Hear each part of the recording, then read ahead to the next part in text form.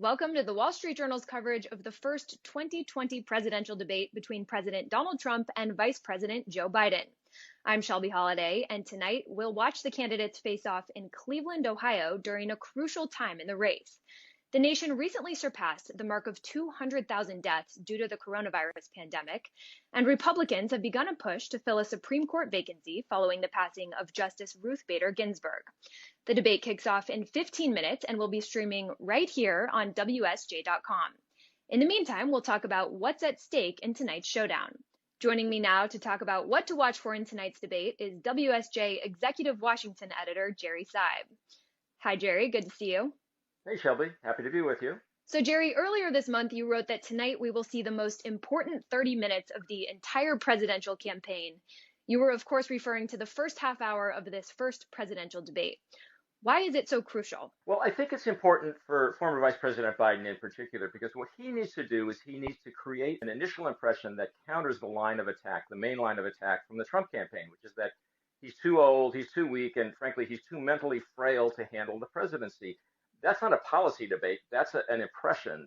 And the way he comes across at the beginning of this debate, I think, will go a long way to either reassuring voters or scaring them, frankly.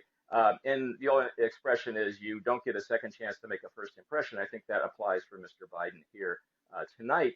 You know, one of the things that's interesting to look at is the precedent for this. If you go back to the 1980 presidential campaign, you then had at the same time a president who was not particularly popular, Jimmy Carter, and a challenger who was a little bit unknown, a little bit untested, and a little bit frightening, perhaps, to some voters, Ronald Reagan.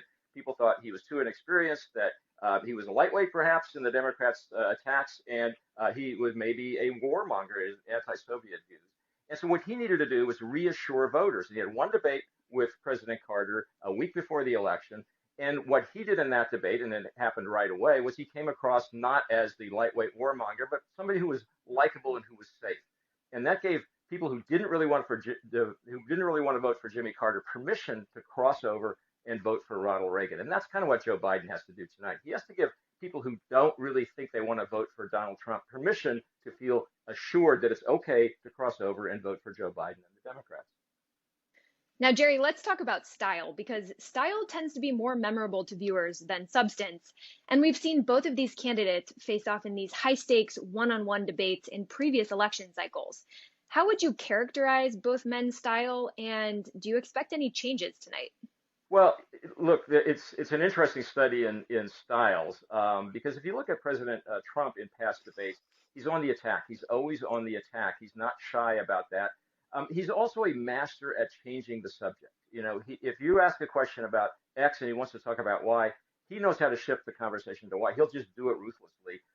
So, for example, if he's asked about his income tax returns in the New York Times story in the last few days that he didn't pay taxes in 10 of the previous 15 years, I suspect he'll pivot almost immediately to talk about something else, perhaps Hunter Biden, the former vice president's son, and the work he did for people in Ukraine. That's what he does. He's also somebody who, though he looks undisciplined, he kind of roams around from subject to subject. He's actually quite disciplined in debates in the sense that he comes back over and over and over again to his main points, his main topics, his main line of attack. And he does that repeatedly through the course of a single debate. Joe Biden, by contrast, likes his story to be the story of his campaign. His personal story is much more important to his narrative than President Trump's is in many ways. That he's been through tragedies in his life. He lost his first wife. He lost a daughter in a car accident. He lost an older son to brain cancer. I feel pain. I know how to deal with crises. You Americans feel pain. You are in crisis sometimes. I have empathy. I'm a caring person. That's a very important part of the Joe Biden narrative, and that's what he's going to try to bring out in the debate tonight as well. He also, Joe Biden, likes to be kind of a policy wonk. You know, he served in the Senate for almost 4 decades. He likes to talk about what he knows about subjects, a 3-point plan for this, a 10-point program for that.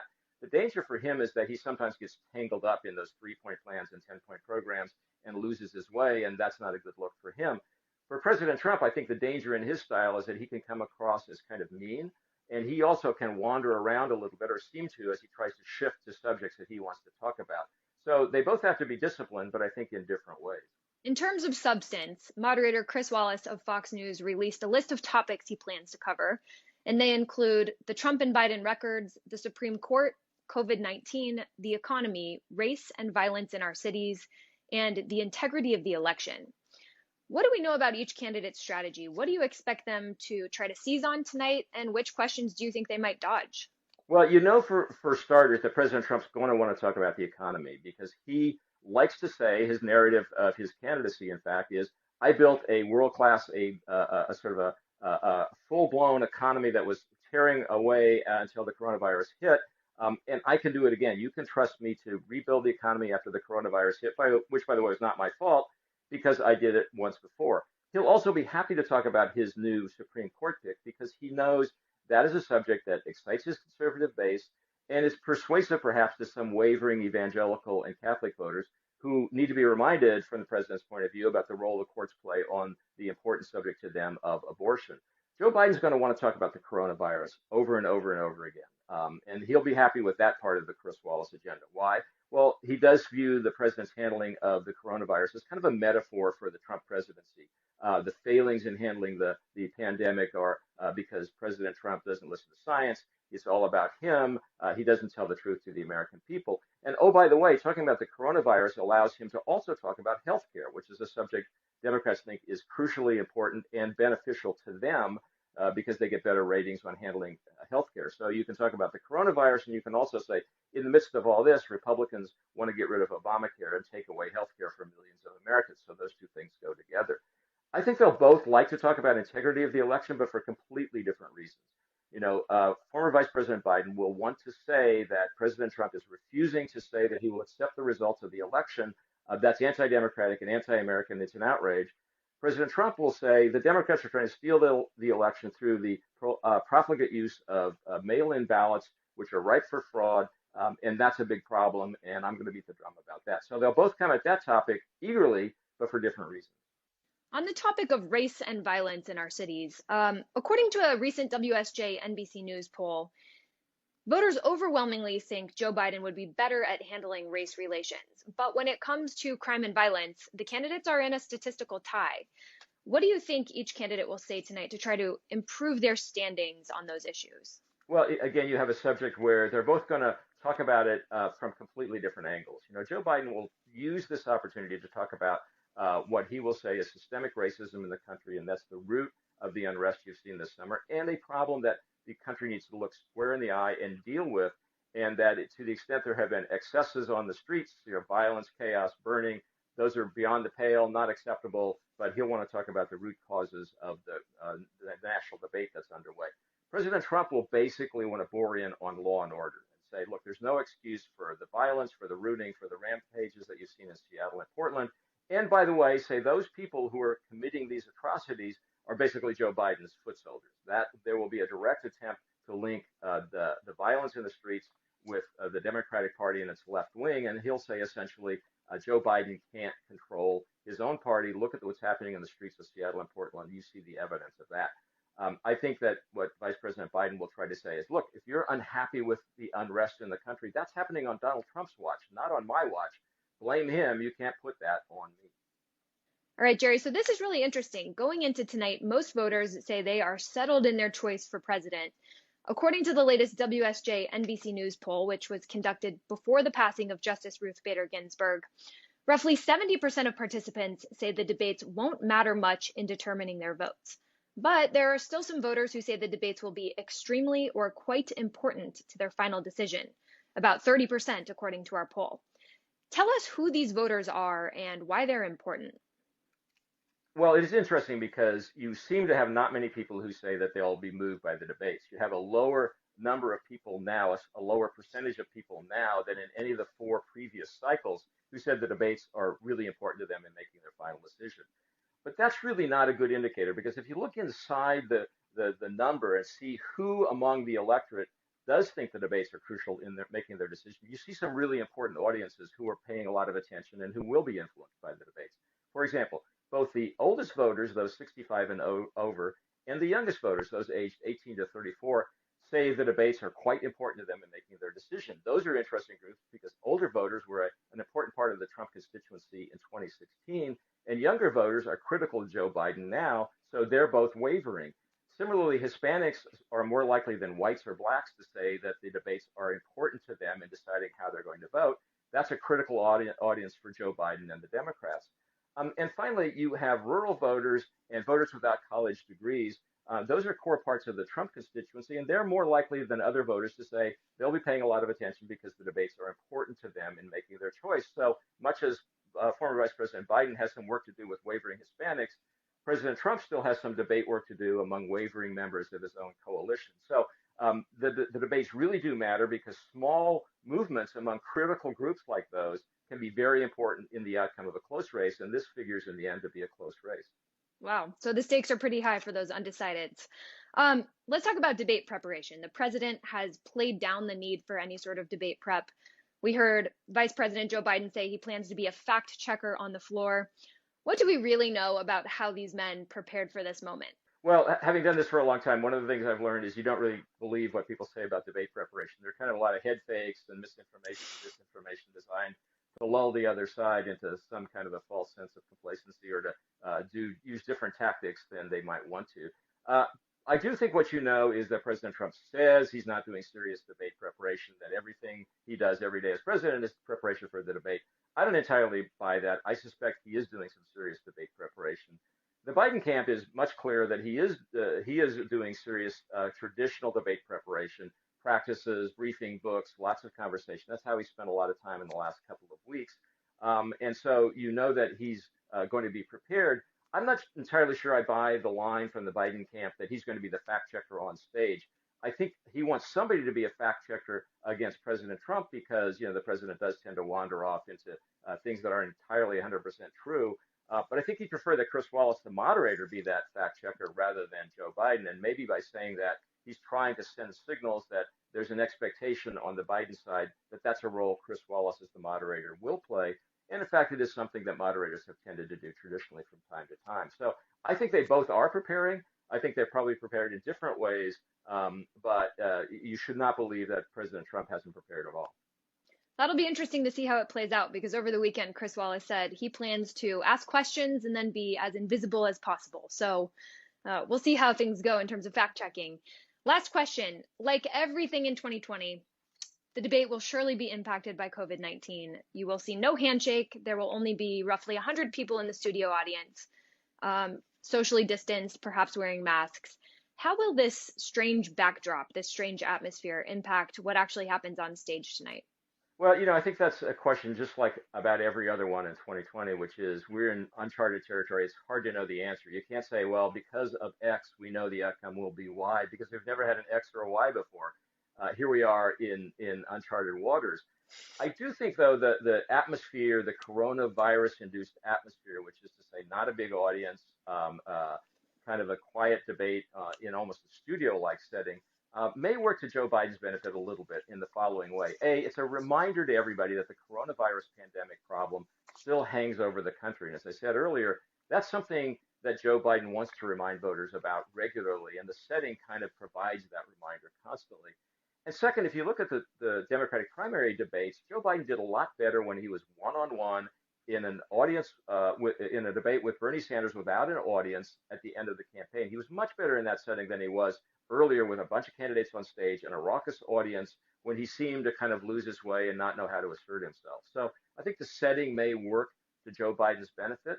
But you also know that Donald Trump knows how to work at the TV studio. And if this is a TV studio-like setting, he knows, as I said earlier, how to turn the conversation in the direction he wants. And there aren't a lot of distractions to stop him from doing that. So it'll really be a fascinating experiment. I don't know whether it'll be, in the end, seen as a better way or a worse way to conduct a debate, but it's definitely going to be different. Well, Jerry, our time is up. Thank you so much for joining me. Coming up, the first 2020 presidential debate, moderated by Chris Wallace of Fox News and hosted by Case Western University and the Cleveland Clinic in Cleveland, Ohio.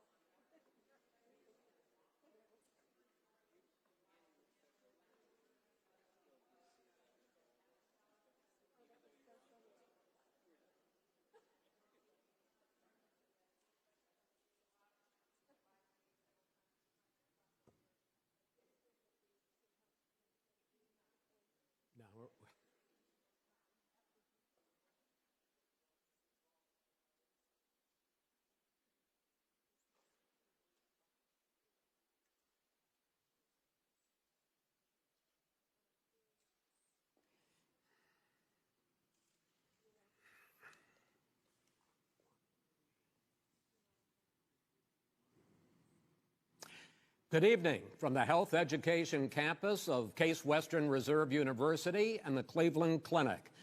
I'm Chris Wallace of Fox News, and I welcome you to the first of the 2020 presidential debates between President Donald J. Trump and former Vice President Joe Biden. This debate is sponsored by the Commission on Presidential Debates. The Commission has designed the format, 6 roughly 15-minute segments, with 2-minute answers from each candidate to the first question, then open discussion for the rest of each segment. Both campaigns have agreed to these rules. For the record, I decided the topics and the questions in each topic. I can assure you, none of the questions has been shared with the Commission or the two candidates. This debate is being conducted under health and safety protocols designed by the Cleveland Clinic, which is serving as the health security advisor to the Commission for all 4 debates. As a precaution, both campaigns have agreed the candidates will not shake hands at the beginning of tonight's debate. The audience here in the hall has promised to remain silent. No cheers, no boos or other interruptions, so we, and more importantly you, can focus on what the candidates have to say. No noise except right now, as we welcome the Republican nominee, President Trump, and the Democratic nominee, Vice President Biden.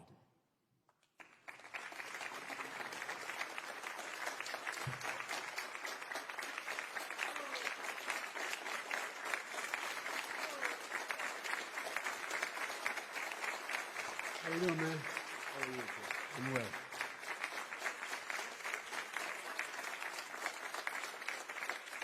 Gentlemen, a lot of people have been waiting for this night, so let's get going. Our first subject is the Supreme Court. President Trump, you nominated Amy Coney Barrett over the weekend to succeed the late Ruth Bader Ginsburg on the court. You say the Constitution is clear about your obligation and the Senate's to consider a nominee to the court. Vice President Biden, you say that this is an effort by the president and Republicans to jam through an appointment and what you call an abuse of power. My first question to both of you tonight, why are you right in the argument you make and your opponent wrong, and where do you think a Justice Barrett would take the court? President Trump, in this first segment, you go first, 2 minutes. Thank you very much, Chris. I will tell you very simply, we won the election. Elections have consequences.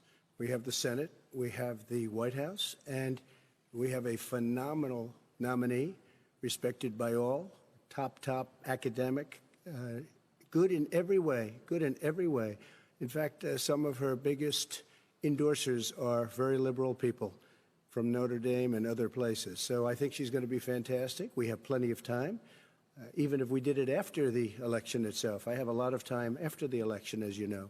So I think that she will be outstanding. She's going to be as good as anybody that has served on that court. We really feel that. We have a professor at Notre Dame, highly respected by all, said she's the single greatest student he's ever had. He's been a professor for a long time at a great school. And we won the election, and therefore we have the right to choose her. And very few people knowingly would say otherwise. And by the way, the Democrats, they wouldn't even think about not doing it. If they had, the only difference is they'd try and do it faster. There's no way they would give it up. They had Merrick Garland, but the problem is they didn't have the election, so they were stopped. And probably that would happen in reverse also. Definitely it would happen in reverse. So we won the election, and we have the right to do it, Chris. President Trump, thank you. Same question to you, Vice President Biden. You have 2 minutes. Well, first of all, thank you for doing this, and looking forward to this, Mr. President.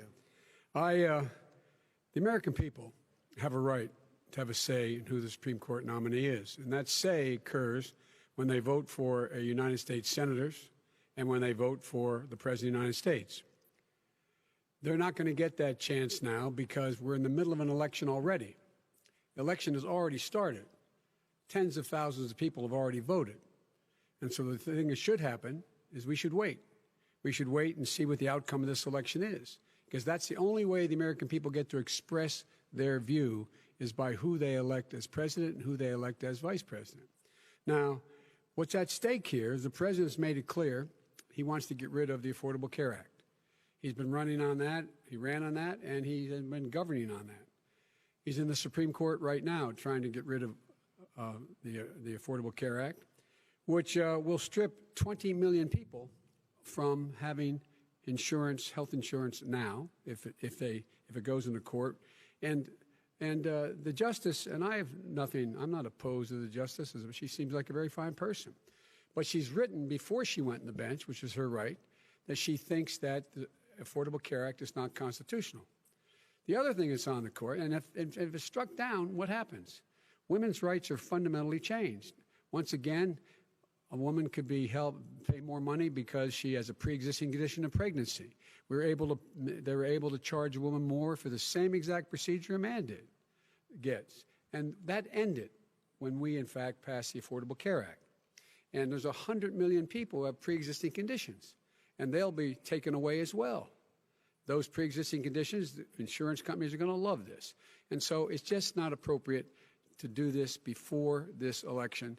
If he wins the election and the Senate is Democrat or Republican, then he goes forward. If not, we should wait until February. All right. There aren't 100 million people with pre-existing conditions. As far as the say is concerned, the people already had their say. Okay, Justice Ginsburg said very powerfully, very strongly, at some point, 10 years ago or so, she said a president and the Senate is elected for a period of time, but a president's elected for 4 years. We're not elected for 3 years. I'm not elected for 3 years. So we have the Senate, we have a president. He's elected to the next during election. that period of time, we have an opening. I'm not elected for 3 years. I'm elected for 4 years. And the 100 million people, Joe, the 100 million people is totally wrong. I don't know where you got that number.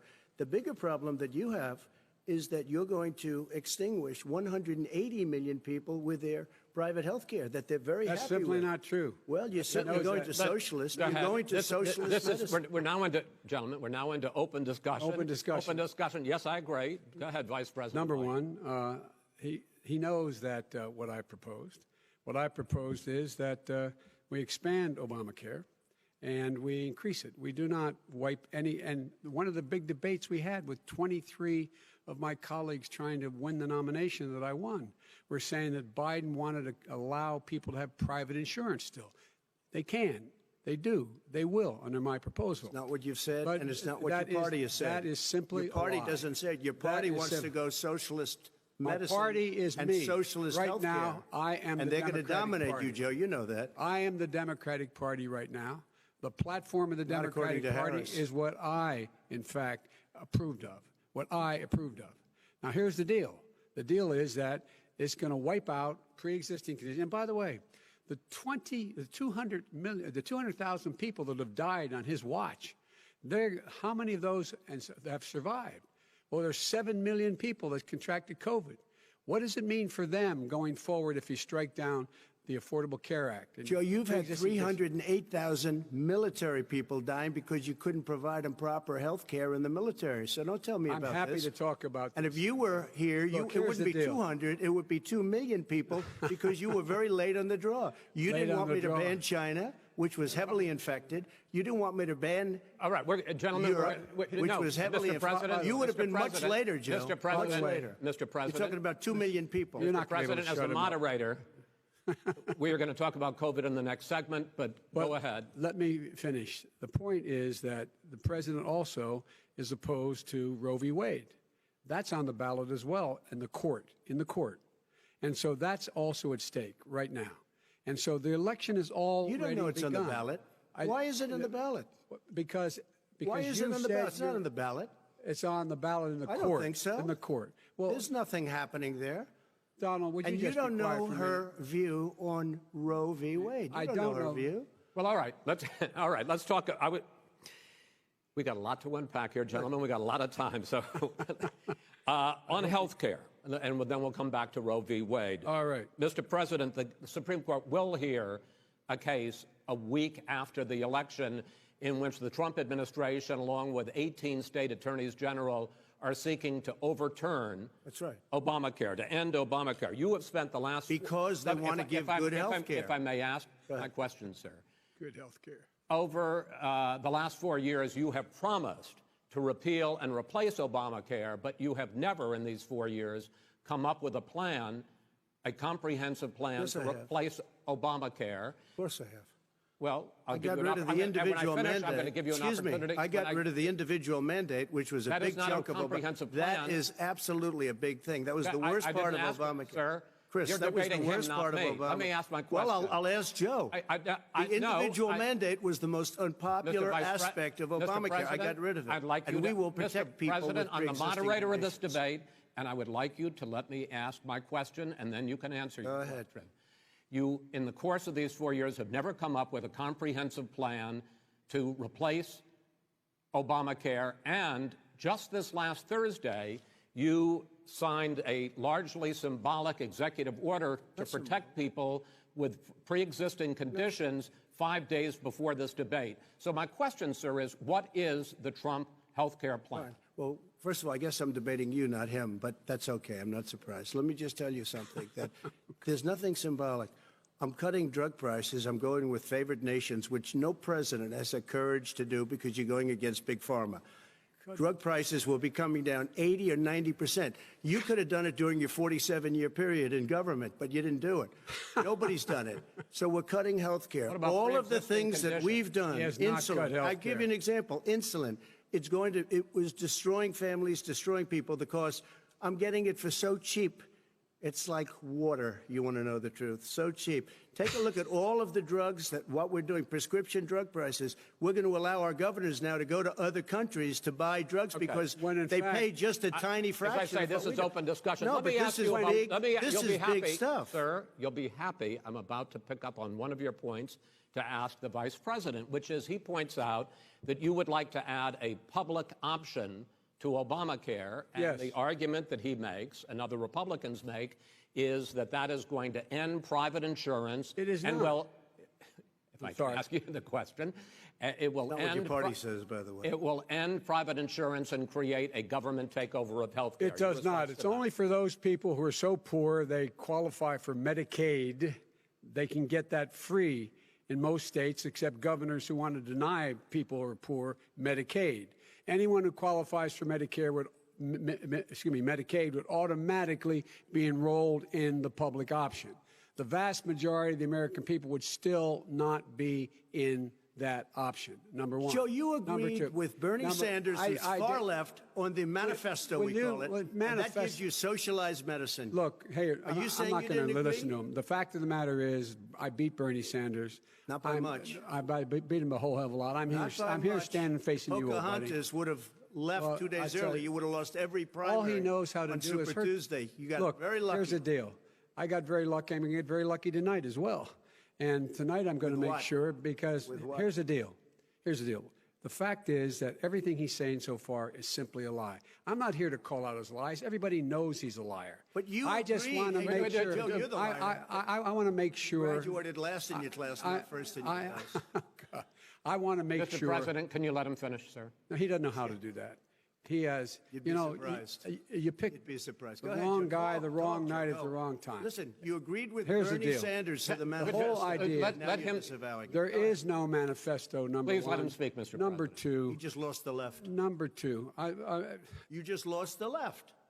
You agreed with Bernie Sanders on a plan folks, absolutely agreed folks, do you have any and under that idea plan, what you have this clown's socialized, doing? They call it Mr. Do you Mr. have President, any do? socialized medicine. Mr. Well, President, I tell you what, he is not for any help for people needing health care. Because he, in fact, already has cost 10 million people their health care that they had from their employers because of his recession. Number one. Number two, there are 20 million people getting health care through Obamacare now that he wants to take it away. He won't ever look you in the eye and say that's what he wants to do. Take it away. No, I want to give them better health care at a much lower price because and by the way, he Obamacare doesn't is know no how. good. He doesn't know how I've to do already that. fixed it. He has never I've offered already a plan. fixed it to an extent. He has never done a as you single might thing. know, but probably don't. Gentlemen, you realize is no if you're good, both Joe. speaking at the It's no same good, time, and it's too expensive. let the president go ahead, sir. Obamacare is no good. We made it better, and I had a choice to make very early on. We took away the individual mandate. We guarantee pre-existing conditions, but took away the individual mandate. Listen, this is the way it is. And that destroyed, that they shouldn't even call it Obamacare. Then I had a choice to make. Do I let my people run it really well or badly? Yeah. If I run it badly, they'll probably blame him, but they'll blame me. But more importantly, I want to help people, okay? I said, you got to run it so well. And I just had a meeting with them. They said, the problem is no matter how well you run Obamacare, it's a disaster. It's too expensive. Okay. Premiums are too high, and it doesn't work. So we do want to get rid of it. Chris, we want to get rid of it. I understand it, sir, but I have to give you roughly equal time. Good. Please let the vice president talk. Good. He has no plan for health care. Of course we do. He sends out wishful thinking. He has executive orders that have no power. He hasn't lowered drug costs for anybody. He's been promising a health care plan since he got elected. He has none, like almost everything else he talks about. He does not have a plan. He doesn't have a plan. And the fact is, this man doesn't know what he's talking about. All right. I have one final question for you, sure. Mr. Vice President. If Senate Republicans, we were talking originally about the Supreme Court here, if Senate Republicans go ahead and confirm Justice Barrett, there has been talk about ending the filibuster or even packing the court, adding to the 9 justices there. You call this a distraction by the president, but in fact it wasn't brought up by the president.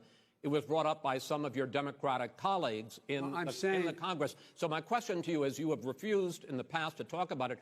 Are you willing to tell the American people tonight whether or not you will support either ending the filibuster or packing the court? Whatever position I take on that, that'll become the issue. The issue is the American people should speak. You should go out and vote. You're in voting now. Vote and let your senators know how strongly you feel. Vote now. Are you going to pack the Make court? sure you, in fact, let people know you're a senator. I'm not going to answer the question. Why because, would you answer that because question? the question is, radical left. Will you shut up, man? Listen, who is on your list, Joe? Who's on your list? Right, gentlemen, I think this we've is ended so this. He's going to pack the court. We have We have ended this segment. We're going to move on to the second segment. That was really a productive segment, wasn't it? Keep yapping, man. The people understand, Joe. They sure 47 years you've done nothing. They understand. All right. The second subject is COVID-19, which is an awfully serious subject, so let's try to be serious about it. We have had more than 7 million cases of coronavirus in the United States, and more than 200,000 people have died. Even after we produce a vaccine, experts say that it could be months or even years before we come back to anything approaching normal.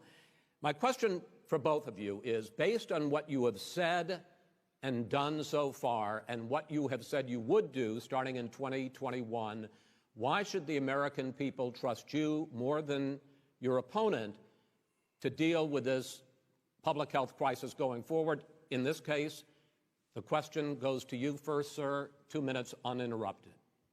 Good luck. 200,000 dead. As you said, over 7 million infected in the United States. We, in fact, have 5%, 4% of the world's population, 20% of the deaths. 40,000 people a day are contracting COVID. In addition to that, about between 750 and 1,000 people a day are dying. When he was presented with that number, he said, it is what it is. Well, it is what it is because you are who you are. That's why it is. The president has no plan. He hasn't laid out anything. He knew all the way back in February how serious this crisis was. He knew it was a deadly disease. What did he do? He's on tape as acknowledging he knew it. He said he didn't tell us or give people a warning of it because he didn't want to panic the American people. You don't panic. He panicked. In addition to that, what did he do? He went in and we were insisting that the Chinese, the people we had on the ground in China should be able to go to Wuhan and determine for themselves how dangerous this was. He did not even ask Xi to do that. He told us what a great job Xi was doing. He said we owe him a debt of gratitude for being so transparent with us. And what did he do then? He then did nothing. He waited and waited and waited. He still doesn't have a plan. Well, I laid out sir, back in March exactly So what we should be doing. And I laid out again in July what we should be doing. We should be providing all the protective gear possible. We should be providing the money the House has passed in order to be able to go out and get people the help they need to keep their businesses open schools. It costs a lot of money. You should get out of your bunker and get out of the sand trap and get in your golf course and go in the Oval Office and bring together the Democrats and Republicans and fund what needs to be done now to save lives. So if we would have listened to you... You have 2 minutes, sir. If we would have listened to you, the country would have been left wide open. Millions of people would have died, not 200,000, and one person is too much. It's China's fault. It should have never happened. They stopped it from going in, but it was China's fault. And by the way, when you talk about numbers, you don't know how many people died in China. You don't know how many people died in Russia. You don't know how many people died in India. They don't exactly give you a straight count, just so you understand. But if you look at what we've done, I closed it, and you said he's xenophobic. He's a racist, and he's xenophobic because you didn't think I should have closed our country. Wait a minute. It says 2 minutes. You didn't think we should have closed our country because you thought it was terrible. You wouldn't have closed it for another 2 months. By my doing it early, in fact, Dr. Fauci said, President Trump saved thousands of lives. Many of you Democrat governors said, President Trump did a phenomenal job. We worked with the governor. Oh, really? Go take a look. The governors said I did a phenomenal job. Most of them said that. In fact, people that would not be necessarily on my side said that. President Trump did a phenomenal job. We did. We got the gowns. We got the masks. We made the ventilators. You wouldn't have made ventilators. And now we're weeks away from a vaccine. We're doing therapeutics already. Fewer people are dying when they get sick. Far fewer people are dying. We've done a great job. The only thing I haven't done a good job, and that's because of the fake news. No matter what you say to them, they give you bad press on it. It's just fake news. They give you good press. They give me bad press because that's the way it is, unfortunately. But let me just tell you something. I don't care. I've gotten used to it. But I'll tell you, Joe, you could never have done the job that we did. You don't have it in your blood. You could have never done that job. I know how to do the job. I know how to get the job Well, you done. didn't do very well in swine flu. H1N1, you were a disaster. Your own chief of staff said you were a disaster. 14,000 people died, not 200,000. There was no economic recession. Sir, you made a there was no recession. You made a point. Let him answer. And there was no one. We didn't shut down the economy. This is his economy he shut down. The reason it's shut down is because, look, you folks at home, how many of you got up this morning and had an empty chair at the kitchen table because someone died of COVID? How many of you were in a situation where you lost your mom or dad and you couldn't even speak to them? You had a nurse holding a phone up so you could, in fact, say goodbye. You would have lost far more people. Far more people. And you would have been. And by the way, his own CDC director says we could lose as many as another 200,000 people between now and the end of the year. And he held up. He said, if we just wear a mask, we can save half those numbers. Just a mask. And by the way, in terms of the whole notion of a vaccine, we're for a vaccine, but I don't trust him at all, nor do you. I know you don't. What we trust is a scientist. You don't trust Dr. Johnson Fauci. Johnson, Pfizer? Okay, by the way, gentlemen, let me move on to questions about the future, because you both have touched on two of the questions I'm going to ask. Focusing on the future first, President Trump, you have repeatedly either contradicted or been at odds with some of your government's own top scientists. The week before last, the head of the Centers for Disease Control, Dr. Redfield, said it would be summer before the vaccine would become generally available to the public. You said that he was confused and mistaken. Those were your two words. Yeah. But Dr. Slaoui, the head of your Operation Warp Speed, has said exactly the same thing. Are they both wrong? Well, I've spoken to the companies, and we can have it a lot sooner. It's a very political thing because people like this would rather make it political than save lives. God. It is a very political thing. I've spoken to Pfizer. I've spoken to all of the people that you have to speak to. We have great Moderna, Johnson & Johnson, and others. They can go faster than that by a lot. become very political because the left, or I don't know if I call them left, I don't know what I call them. the head of your Operation Warp Speed, Dr. Slawi? I disagree with him. Yeah, no, I disagree with both of them. And he didn't say that. He said it could be there, but it could also be much sooner. I had him in my office 2 days ago. He talked about the summer, sir, before it's generally available. Just like he said, it's a possibility that we'll have the answer before November 1st. It could also be after that. When it's generally available. Well, we're going to deliver it right away. We have the military all set up. Logistically, they're all set up. We have our military that delivers soldiers, and they can do 200,000 a day. They're going to be delivering. This is the same man it's who all told set you up. By Easter this would be gone away. By the warm weather it'd be gone. Miraculous, like a miracle. And by the way, maybe you could inject some bleach in your arm, and that would take care of it. This is the same man. That was said sarcastically, you know that. That was said sarcastically. And so here's the deal. This man is talking about a vaccine. Every serious company is talking about maybe having a vaccine done by the end of the year. But the distribution of that vaccine will not occur until sometime beginning or the middle of next year to get it out, if we get the vaccine. And pray God we will. Pray God we will. Mr. Vice President, I want to pick up, though. You'll have the vaccine sooner. I want to pick up on this question, though. You say the public can trust the scientists, but they can't trust President Trump. In fact, you said that again tonight. Your running mate, Senator Harris, goes further, saying the public health experts, quote, will be muzzled, will be suppressed. Given the fact that polls already show that people are concerned about the vaccine and are reluctant to take it, are you and your running mate, Senator Harris, contributing to that fear? No more than the question you just asked him. You pointed out. He puts pressure and disagrees with his own scientists. But you're saying Senator Harris is saying you can't trust the scientists. No, you can trust the scientists. She didn't say that. You can't trust. She said the public health experts, quote, will be muzzled, will be suppressed. Well, that's what he's going to try to do. But there's millions of scientists, there's thousands of scientists out there, like here at this great hospital, that don't work for him. Their job doesn't depend on him. That's not. They're the people. And by the way, I spoke to the scientists that are in charge. By the way, they will have the vaccine very soon. Let him finish. Do you believe for a moment what he's telling you in light of all the lies he's told you about the whole issue relating to COVID? He still hasn't even acknowledged that he knew this was happening, knew how dangerous it was going to be back in February, and he didn't even tell you. He's on record as saying it. He panicked, or he just looked at the stock market. One of the two, because guess what? A lot of people died, and a lot more are going to die unless he gets a lot smarter, a lot quicker. Mr. President? Did you use the word smart? So you said you went to Delaware State, but you forgot the name of your college. You didn't go to Delaware State. You graduated either the lowest or almost the lowest in your class. Don't ever use the word smart with me. Don't ever use that word. Oh, give me a break. Because you know what? There's nothing smart about you, Joe. 47 years, you've done nothing. Let's have this debate. And if you would have had, let me just tell you something, Joe. No, if you would have had the charge of what I was put through, I had to close the greatest economy in the history of our country. And by the way, now it's being built again. We're going to get to the economy in the next segment, sir. Okay. It's going up fast. Okay.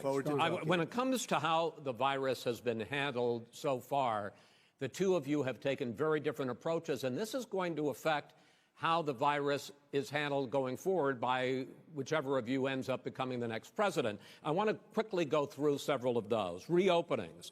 Vice President Biden, you have been much more reluctant than President Trump about reopening the economy and schools. Why, sir?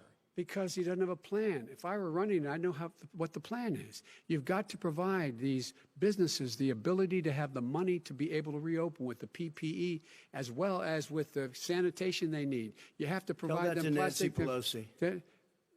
Well, he's just shush for a minute. Tell it to Nancy Pelosi. And Schumer, by the way, Chuck. Nancy Pelosi and Schumer, they have a plan. He won't even meet with them. The Republicans won't meet with the Senate. And he sits on his golf course. And I mean, literally, think about it. You probably play more than I do, Joe. What about this question of reopenings and the fact? Well, he wants to shut down this country. And I want to keep it open. And we did a great thing by shutting it down. Wait a minute, Joe. Let me shut you down for a second, Joe, just for 1 second. He wants to shut down the country. We just went through it. We had to because we didn't know anything about the disease. Now we found that elderly people with heart problems and diabetes and different problems are very, very vulnerable. We learned a lot. Young children aren't. Even younger people aren't. We've learned a lot. But he wants to shut it down. More people will be hurt by continuing. If you look at Pennsylvania, if you look at certain states that have been shut down, they have Democrat governors all. One of the reasons they're shut down is because they want to keep it shut down until after the election on November 3rd. I want to move on to another because subject. it's a I want to move political on to another subject. But those states are not doing well that are shut down right now. Respond to that. President Trump, you have begun to increasingly question the effectiveness of masks as a disease preventer. And in fact, recently you have cited the issue of waiters touching their masks and touching plates. Are you questioning No, I think the masks efficacy are okay. of You have masks? to understand, if you look, I mean, I have a mask right here. I put a mask on, when I think I need it. Tonight, as an example, everybody's had a test, and you've had social distancing and all of the things that you have to. But I wear masks when needed. When needed, I wear masks. Okay, let me ask. I don't wear masks like him. Every time you see him, he's got a mask. He could be speaking 200 feet away from it. He shows up with the biggest mask I've ever seen. I will say this. Vice President Biden, go ahead, sir. Look, the way to open businesses is give them the wherewithal to be able to open. We provided money. But I was asking you, sir, about masks. Well, masks make a big difference. His own head of the CDC said if we just wore masks between now, everybody wore masks in social distance between now and January, we'd probably save up to 100,000 lives. It matters. And they've also said the opposite. They've also said no serious person said the opposite. Look serious. at Dr. Fauci. Dr. Fauci said the opposite. He did not say the opposite. We got a little bit more than a minute left in this segment. Masks are not good. Then he changed his mind. He said masks are good. I'm okay with masks. I want to ask you both about one last subject, because your different approaches has even affected the way that you have campaigned. President Trump, you're holding large rallies with crowds packed together, thousands of people.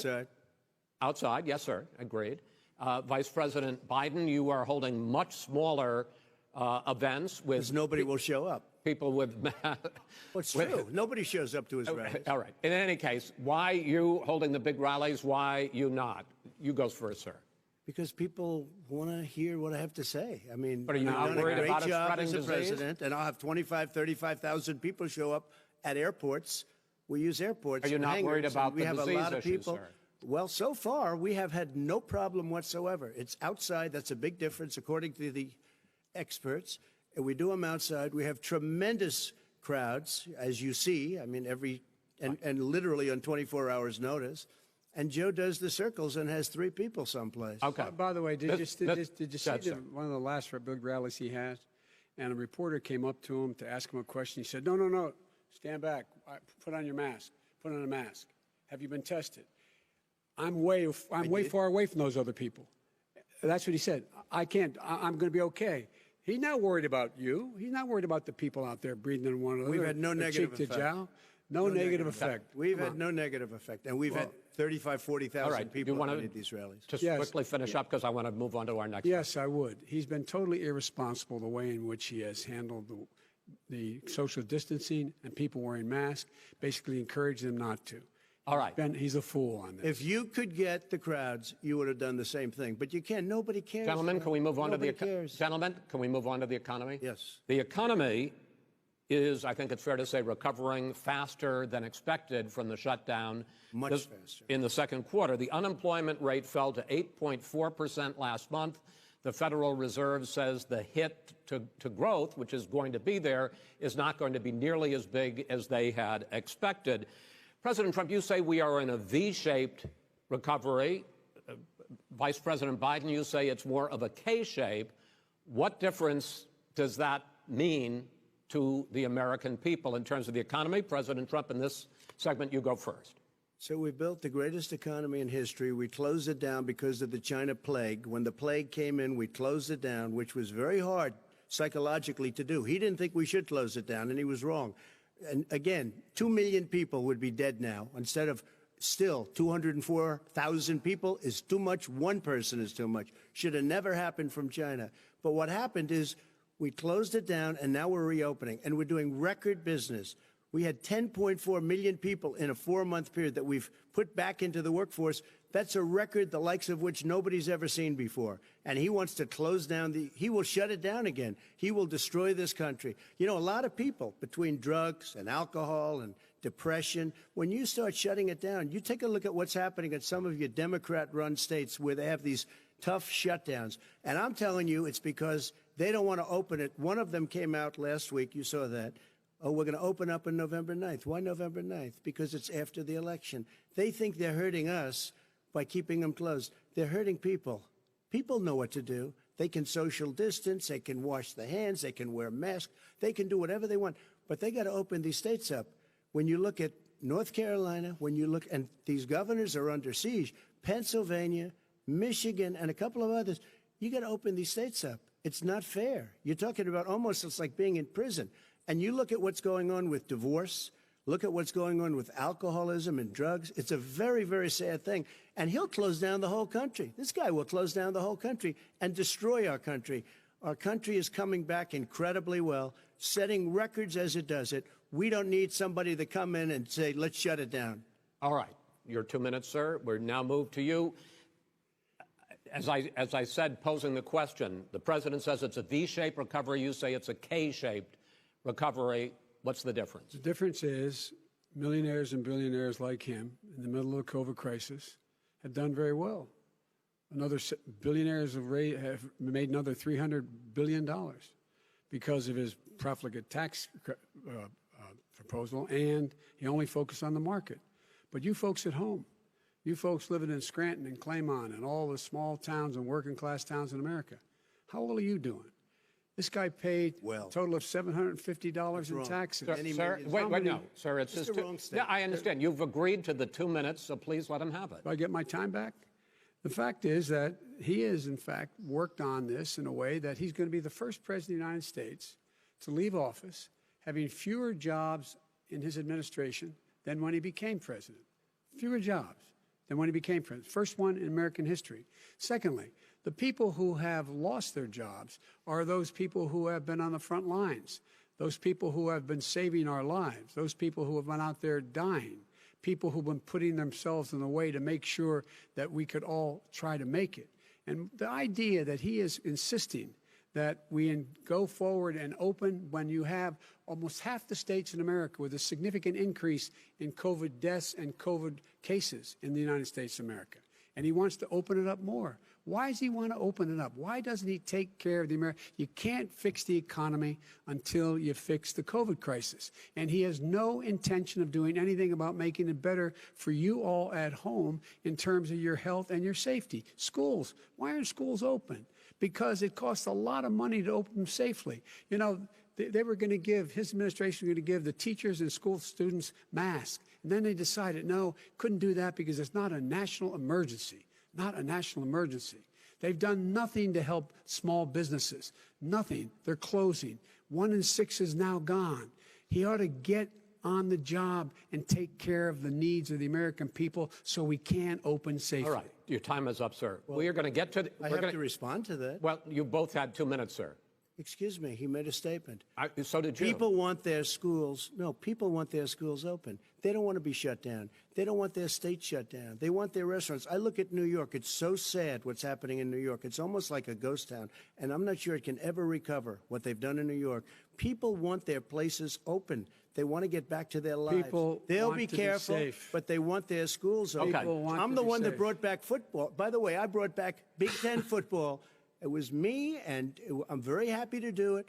And all right, people of Ohio are very proud of me. And you know how I found out? When he took gentlemen, the phony we're going to get to your economic plans going forward in a moment. But first, Mr. President, as you well know, there's a new report that in 2016, the year you were elected president, and 2017, your first year as president, that you paid $750 a year in federal income tax each of those years. I know that you pay a lot of other taxes, but I'm asking you the specific question. Is it true that you paid $750 in federal income taxes each of those 2 years? I paid millions of dollars in taxes, millions of dollars of income tax. And let me just tell you, there was a story in one of the papers. I paid $38 million 1 year. I paid $27 million Show us your tax returns. I went You'll see it as soon as it's finished. You'll see it. You know, if you want to go to the Board of Elections. There's a 118-page or so report that says everything I have, every bank I have, I'm totally under-leveraged because the assets are extremely good, and we have a very, I built a great I'm asking company. you a specific question, which is... But let me tell you... I understand all of that. I understand all of that. No, Mr. President, Go ahead. I'm asking you a question. Will you tell us how much you paid in federal income taxes in 2016 and 2017? Millions of dollars. You paid millions of dollars? Millions of dollars, So yes. not 750? Millions of dollars, and you'll get to see it. And you'll get to see it. But let me just tell you, Chris, let me just tell you something, that it was the tax laws. I don't want to pay tax. Before I came here, I was a private developer. I was a private business people. Like every other private person, unless they're stupid, they go through the laws, and that's what it is. He passed a tax bill that gave us all these privileges for depreciation and for tax credits. We build a building and we get tax credits, like the hotel on Pennsylvania Avenue. You get a massive, which, by the way, was given to me by the Obama administration, if you can believe that.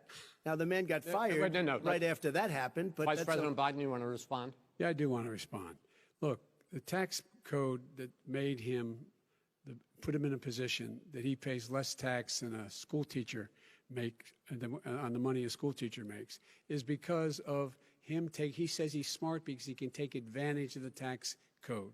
And he does take advantage of the tax code. That's why I'm going to eliminate the Trump tax cuts. And I'm going to eliminate those tax cuts and make sure that we invest in the people who, in fact, need the help. People out there need help. But why didn't you do it over the last 25 years? Because you weren't president. Because you weren't president screwing things up. You were a senator. And You're by the way, worst you were president America has ever had. Hey, Come Joe, on. let me just tell you, Joe. I've done more in 47 months. I've done more than you've done in 47 years, Joe. We've done things that you never even thought of doing, including fixing the broken military that you gave me, including taking care of your vets. Mr. President, we're talking about the economy. I'd like to ask you about your plans going forward, because, Mr. Vice President, your economic plan, if you were to be elected president, focuses a lot on big government, big taxes, big spending. I want to focus first on the taxes. You propose more than $4 trillion over a decade in new taxes on individuals making more than $400,000 a year and on corporations. President Trump says that that kind of an increase in taxes is going to hurt the economy as it's just coming out of a recession. Well, just take a look at what the analysis done by Wall Street firms. Points out that my economic plan would create 7 million more jobs than his in 4 years, number one. And number two, it would create an additional $1 trillion in economic growth, because it would be about buying American. That we're going to make this federal government spend $600 billion a year on everything from ships to steel to buildings and the like. And under my proposal, we're going to make sure that every penny of that has to be made by a company. But respectfully, sir, I'm talking about taxes, not spending. By the way, I'm going to eliminate a significant number of the tax. I'm going to make the corporate tax 28%. It shouldn't be 21%. You have 91 companies, in the Fortune 500, who don't pay a single penny in tax, making billions of dollars. Why didn't you do it before when you were vice president with Obama? Because you, in fact, passed that. That was your tax proposal. I got it done. And you know what happened? Yeah, you got it done. Our economy boomed like it's never boomed. The economy is busted. Let me finish. Mr. President, let me pick up on that. You would continue your free market approach, lower taxes, more deregulation, correct? Not lower taxes for American people. Excuse me. But in Obama's, you talk about the economy booming, it turns out that in Obama's final 3 years as president, more jobs were created, 1.5 million more jobs than in the first 3 years of your presidency. They had the slowest recovery economic recovery since 1929. It was the slowest recovery. Also, they took over something that was down here. All you had to do is turn on the lights and you pick up a lot. But they had the slowest economic recovery since 1929. Let me tell you about the stock market. When the stock market goes up, that means jobs. It also means 401ks. If you got in, if you ever became president with your ideas, you want to terminate my taxes, I'll tell you what, you'll lose half of the companies that have poured in here will leave, and plenty Half of of the companies that are companies- already here, they'll leave for hardly other any companies places. have They will ordered leave, here. and you will have a Have it. depression, the likes of which you've never seen. Look, Mr. we Vice President. inherited the worst recession short of a depression in American history. I was asked to bring it back. We were able to have an economic recovery that created the jobs you're talking about. We handed him a booming economy. He blew it. It wasn't he booming. Blew it. He blew It wasn't booming. It was the weakest recovery Sir, is it since fair to, wait, $1929. is it fair to say he blew it when, in When fact, COVID came in. when there was record low unemployment before COVID? Yeah, but because what he did, even before COVID, manufacturing went in the hole. Manufacturing went in the hole. Excuse number me, one. Chris. Wait. Number two. Chris. Number three. They said it would take. No, you're on number two. No. Chris.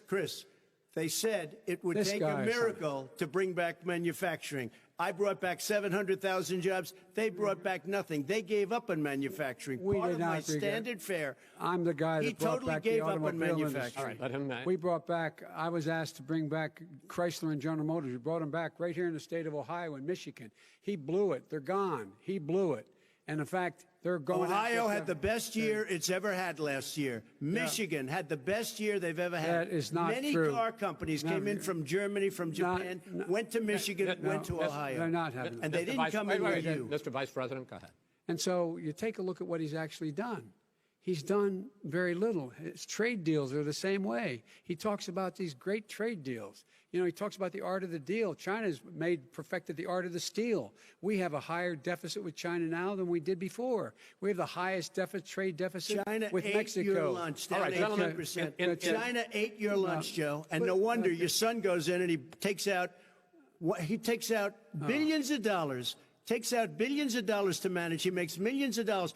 And also, Simply while we're not at it, true. why is it, just out of curiosity, the mayor of Moscow's wife gave your son $3.5 million. What did he do to deserve it? What did he do with Burisma to deserve $183,000? You've asked your question, let him answer. None of that is true. Oh, really? He didn't get But no, $3.5 million? Mr. President, Mr. President, please. Totally discredited.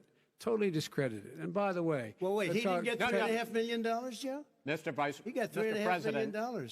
it is not true. Oh, really? Mr. Oh. President, But, it's an open discussion, please. Now, It's a fact. Well, It you is have not a raised an fact. issue. Let the It's been Vice totally President answer. discredited. Did There was a Burisma pay him report. $183,000 a month with no experience in energy? Mr. Look, President, no my job? son did nothing wrong at Burisma. I think he did. and Mr. the only guy President, that let did him something- answer. He doesn't want to let me answer because he knows I have the truth. His position has been totally, thoroughly discredited. By who? in The Ukraine. media? By everybody. Well, by the By the media, media, by our because they refuse to allies, by talk the about it World because they're Bank, embarrassed. by everyone has discredited. Matter of fact, even Mr. the people President, who please stop. testified under oath. So let me under ask you oath, this, Henry, Joe. under No, oath. go ahead, Mr. I'm listening to Even you. the people under. He got $3.5 million from Moscow.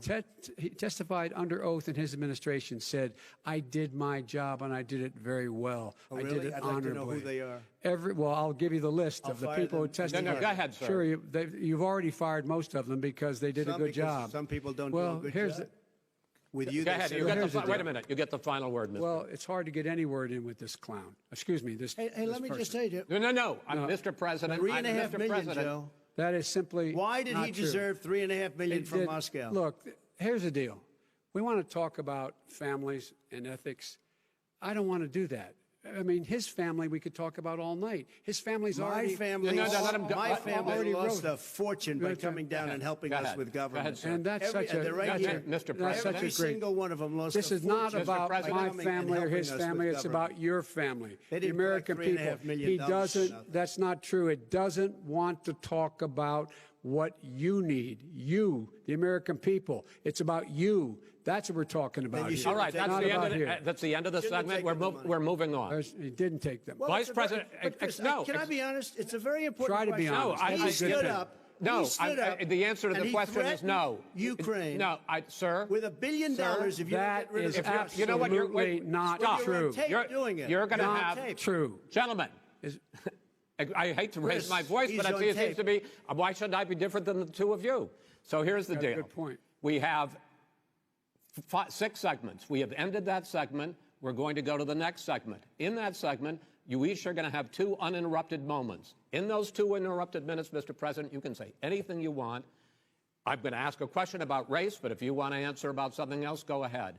But I think that the country would be better served if we allowed both people to speak with fewer interruptions. I'm appealing to you, sir, to do that. Well, and him too.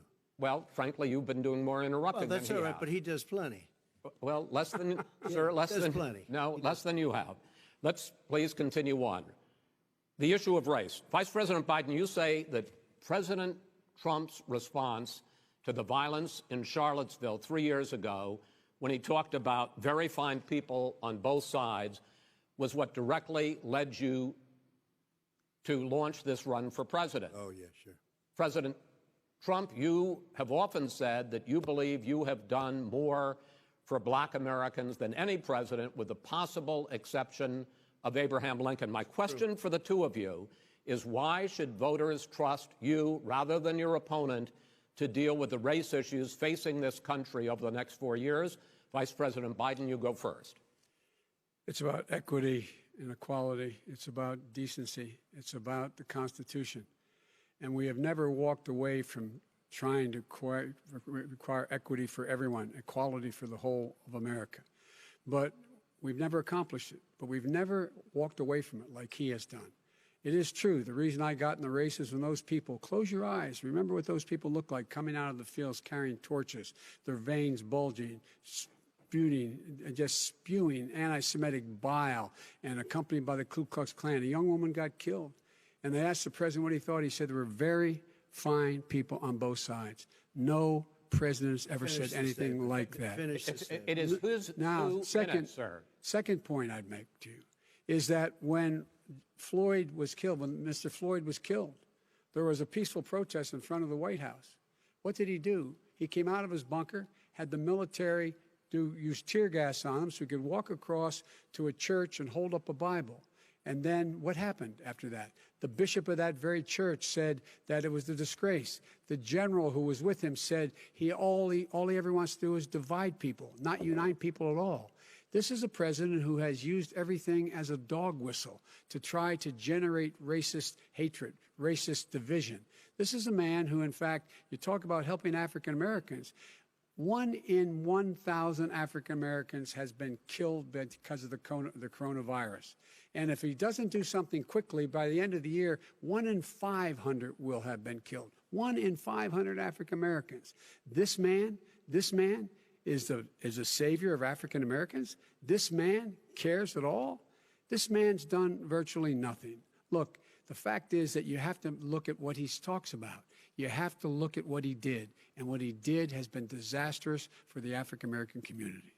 So, President Trump, you have 2 minutes. Why should Americans trust you over your opponent to deal with racism? he did a crime bill, 1994, where you call them super predators, African Americans, the super predators, and they've never forgotten it. They've never forgotten it, Joe. No, sir, it's his 2 minutes. So you did that, and they call you a super predator, and I'm letting people out of jail now that you have treated the African American population community, you have treated the black community about as bad as anybody in this country. You did the 1990, and that's why, if you look at the polls, I'm doing better than any Republican has done in a long time, because they saw what you did. You call them super predators, and you've called them worse than that, because you look back at your testimony over the years, you've called them a lot worse than that. As far as the church is concerned, and as far as the generals are concerned, we just got the support of 250 military leaders and generals, total support. Law enforcement, almost every law enforcement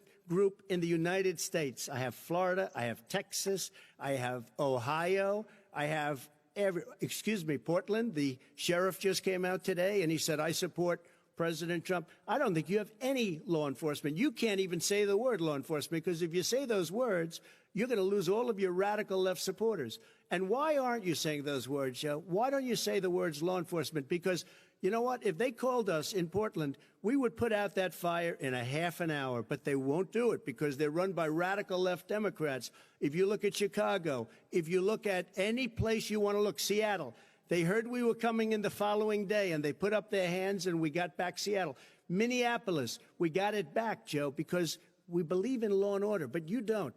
The top 10 cities and just about the top 40 cities are run by Democrats and in many cases radical left. And they've got you wrapped around their finger, Joe, to a point where you don't want to say anything about law and order. And I'll tell you what, the people of this country want and demand law and order, and you're afraid to even say it. All right. I want to return to the question of race. Vice President Biden, after the grand jury in the Breonna Taylor case decided not to charge any of the police with homicide, you said it raises the question, quote, whether justice could be equally applied in America. Do you believe that there is a separate but unequal system of justice for blacks in this country? Yes, there is. There's systemic injustice in this country, in education and work and in law enforcement and the way in which it's enforced. But look, the vast majority of police officers are good, decent, honorable men and women. They risk their lives every day to take care of us. But there are some bad apples. And when they occur, when they find them, they have to be sorted out. They have to be held accountable. They have to be held accountable. And what I'm going to do as President of the United States is call together an entire group of people at the White House, well, everything from the civil rights groups to the police officers, to the police chiefs, and we're going to work this out. We're going to work this out so we change the way in which we have more transparency in when these things happen. These cops aren't happy to see what happened to George Floyd. These cops aren't happy to see what happened to Breonna Taylor. Most don't like it. But we have to have a system where people are held accountable. And by the way, violence in response is never appropriate. Never appropriate. Peaceful protest is. Violence is never appropriate. All right. What is peaceful protest? When they run through the middle of the town and burn down your stores and kill people all over the place, that and you is say not peaceful protest? President Trump, No, it's I'm not asking. but you say it is. President Trump, I'd like to continue with the issue of race. I promise we're going to get to the issue of law and order in a moment. This month, your administration directed federal agencies to end racial sensitivity training that addresses white privilege or critical race theory. Why did you decide to do that, to end racial sensitivity training? And do you believe that there is systemic racism in this country, sir? I ended it because it's racist. I ended it because a lot of people were complaining that they were asked to do things that were absolutely insane, that it was a radical revolution that was taking place in our military, in our schools, all over the place, and you know it, and so does everybody else, and he would know. What is radical about racial sensitivity training, sir? If you were a certain person, you had no status in life. It was sort of a reversal. And if you look at the people, we were paying people hundreds of thousands of dollars to teach very bad ideas, and frankly, very sick ideas, and really, they were teaching people to hate our country. And I'm not going to do that. I'm not going to allow that to happen. We have to go back to the core values of this country. They were teaching people that our country is a horrible place, it's a racist place, and they were teaching people to hate our country. And I'm not going to allow that to happen. Vice President Biden? Nobody's doing that. He's the racist. You just don't know. Here's the deal. I know a lot more about this than he does. Let him finish. The fact is that there is racial insensitivity. People have to be made aware of what other people feel like, what insults them, what is demeaning to them. It's important that people know they don't want to. Many people don't want to hurt other people's feelings, but it makes a big difference. It makes a gigantic difference in the way a child is able to grow up and have a sense of self-esteem. It's a little bit like how this guy and his friends look down on so many people. They look down their nose on people like Irish Catholics like me and grew up in Scranton. They look down on people who don't have money. They look down on people who are of a different faith. They look down on people who are a different color. In fact, we're all Americans. The only way we're going to bring this country together is bring everybody together. There's nothing we cannot do if we do it together. We can take this on and we can defeat racism in America. President Trump, sir. During the Obama-Biden administration, there was tremendous division. There was hatred. You look at Ferguson, you go to many places. Look at Oakland. Look what happened in Oakland. Look what happened in Baltimore. Look what happened. Frankly, it was more violent than what I'm even seeing now. Oh, my but Lord. the reason This is that ridiculous. the Democrats that run these Absolutely cities ridiculous. don't want to talk like you about law and order. Violent and you crime, still haven't mentioned. violent Are you crime. in favor of law and order? I'm in favor of law. You follow Are you in favor of law and order? Go yes, ahead, I'm say in it. favor. You asked a question, let him finish. Law and order. Loses Law and order. Let him answer. Law and order with justice, where people get treated fairly. Okay. And the fact of the matter is, violent crime went down 17%, 15% in our administration. All right. It's gone up on his watch. Went down much more he in had, ours. All right, we're down. is president of the President, you're going United to States of China, America. we Mr. were President, breaking every record in the Mr. book. President, you're going to be very happy because And we're now going to excuse talk me, about law and order. Places we had trouble were Democratic-run cities. That's and exactly so- my question. Democratic- There has been a dramatic increase in homicides in America this summer, particularly, and you often blame that on Democratic mayors and Democratic governors, but in fact, there have been equivalent spikes in Republican-led cities like Tulsa and Fort Worth. So the question is this really a party issue? I think it's a party issue. You can bring in a couple of examples, but if you look at Chicago, what's going on in Chicago, where 53 people were shot and 8 died, shot. If you look at New York, where it's going up like nobody's ever seen anything, the numbers are going up 100, 150, 200%. Crime. It is cities. crazy what's going on.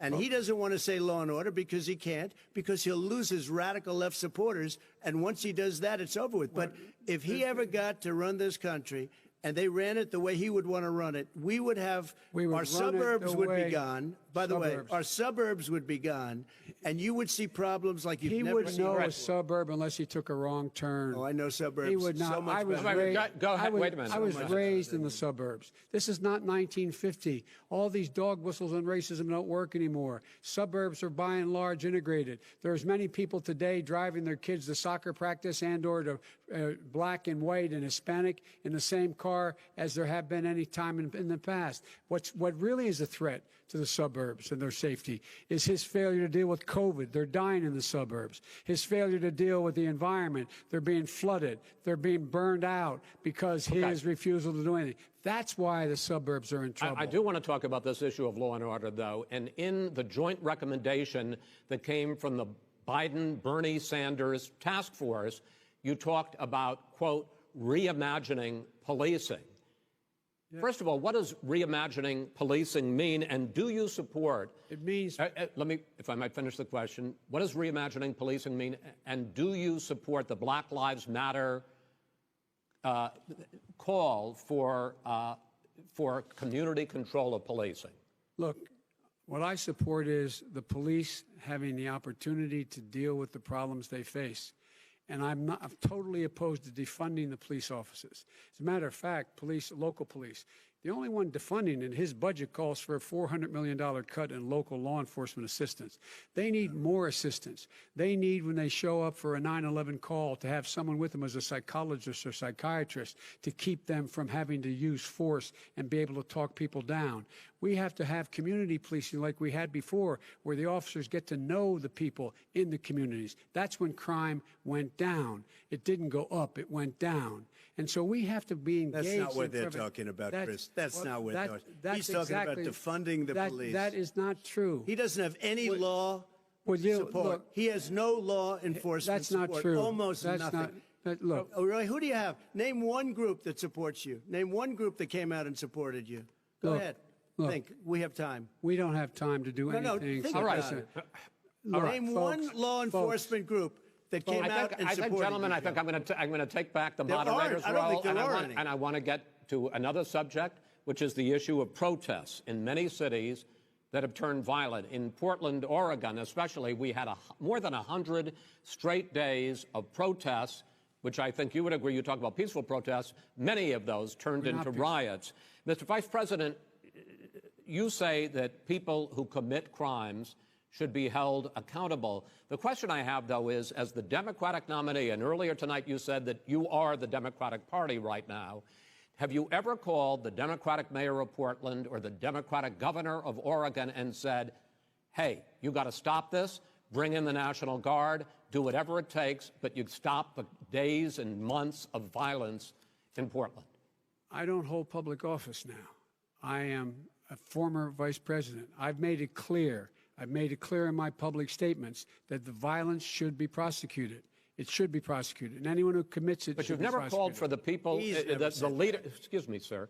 You have never called for the leaders in Portland and in Oregon to bring in the National Guard and knock off 100 days of riots. They can, in fact, take care of it if he just stay out of the way. Look here. Oh, really? Oh, really? Here's the thing. I sent in the U.S. Marshals to get the killer of the young man in the middle of the street. They shot him, and for 3 days, President Trump, Portland wouldn't do anything. I had to send in the U.S. Marshals. They took care of business. Go ahead, sir. And by the way, his own former spokesperson said, riots and chaos and violence help his cause. That's what this is all about. I don't know who said that. I do. Who? I think Kellyanne Conway. I don't think she said that. She said that. And so here's the But here's the point. The point is that's what he keeps trying to rile everything up. He doesn't want to calm things down. Instead of going in and talking to people and saying, let's get everybody together, figure out how to deal with this. What's he do? He just pours gasoline in the fire constantly, every single solitary time. And to end this, button up this segment, I'm going to give you a minute to answer, sir. You have repeatedly criticized. Wait, I have to answer his statement. No, you have his repeatedly. Wait, you have you've been talking back and forth. You made a statement. I'm asking you. I would love to end it. Sir. I would love to end it. If you want to switch seats. We could very quickly. We could do that, but I'd send in the National Guard, it would be over. There'd be no problem. Okay. But they don't want to accept the National Guard. You have repeatedly criticized the vice president for not specifically calling out Antifa and other left-wing extremist groups. But are you willing tonight to condemn white supremacists and militia groups and to say that they need to stand down and not add to the violence in a number of these cities, as we saw in Kenosha and as we've seen in Portland? Sure, are you I'm prepared willing to do specifically that, but do it? Well, go ahead, sir. I would say almost everything I see is from the left wing, not from the right wing. So what are you saying? I'm willing to do anything. I want to see peace. Then do it, sir. Say it. Do it. Say it.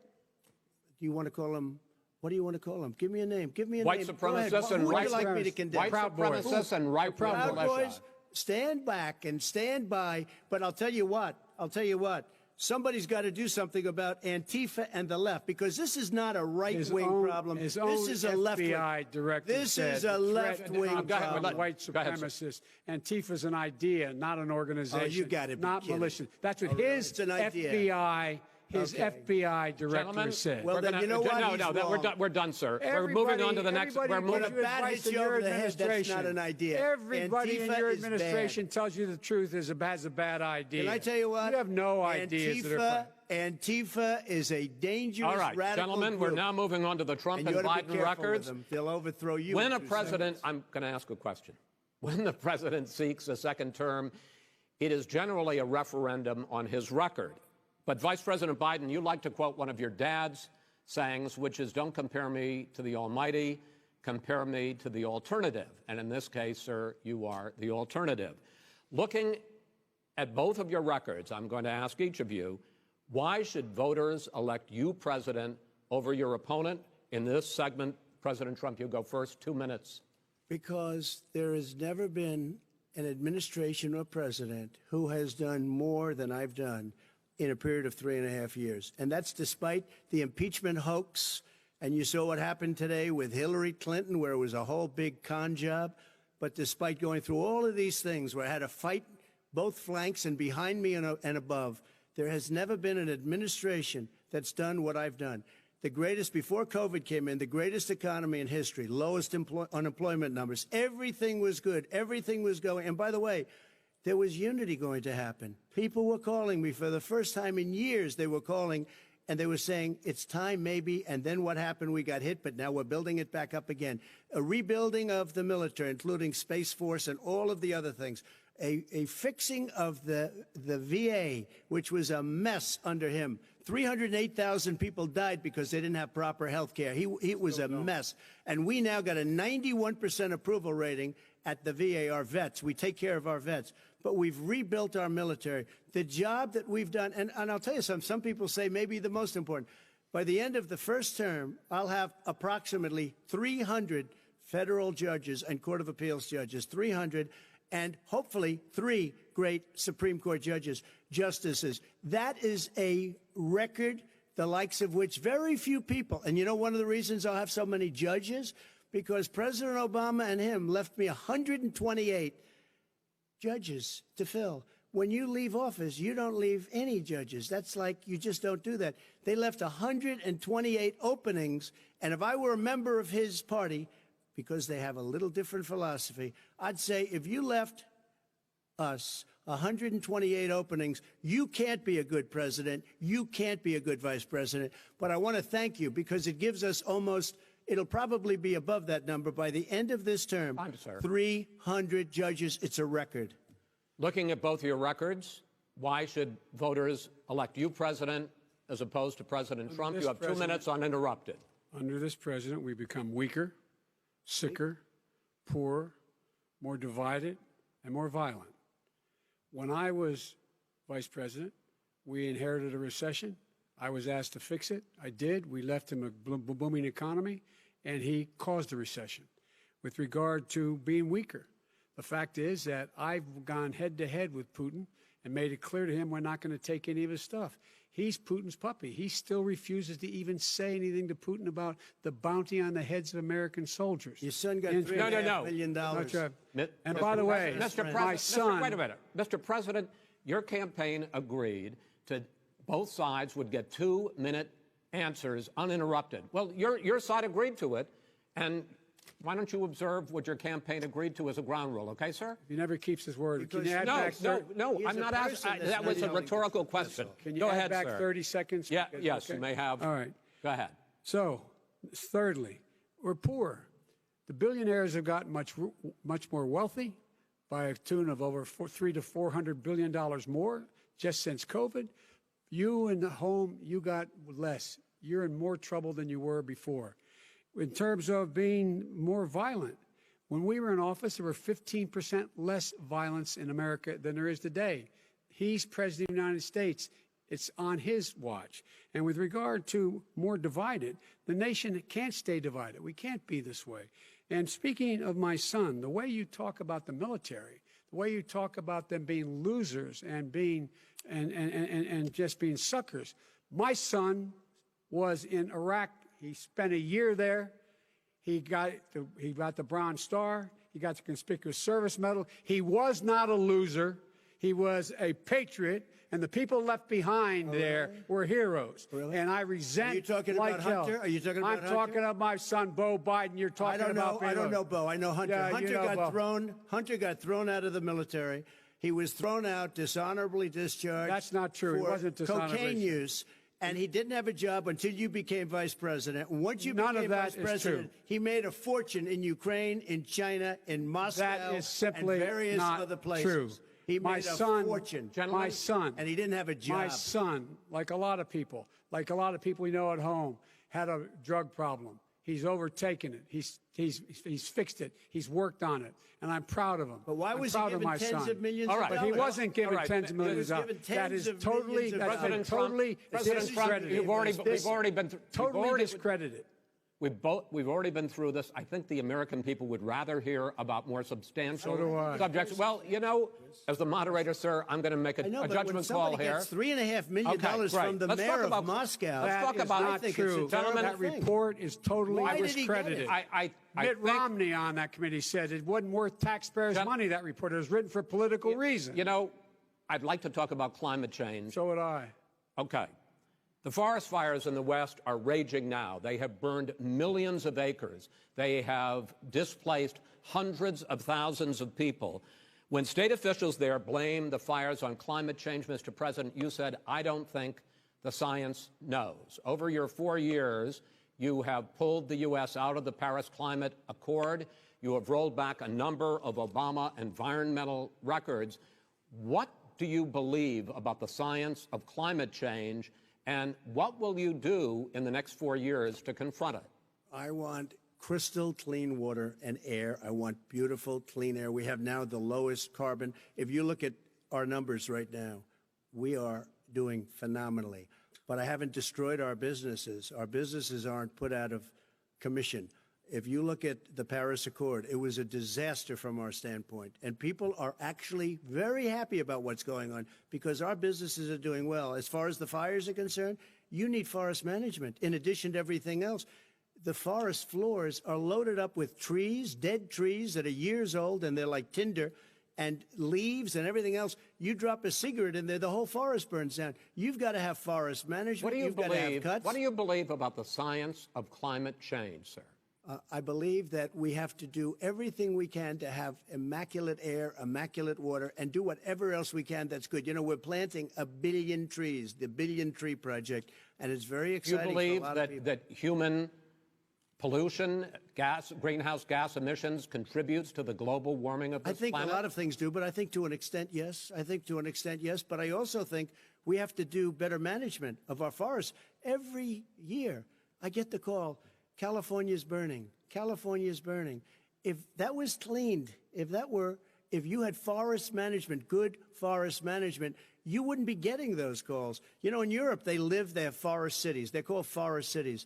They maintain their forests. They manage their forests. I was with the head of a major country. It's a forest city. He said, sir, we have trees that are far more, they ignite much easier than California.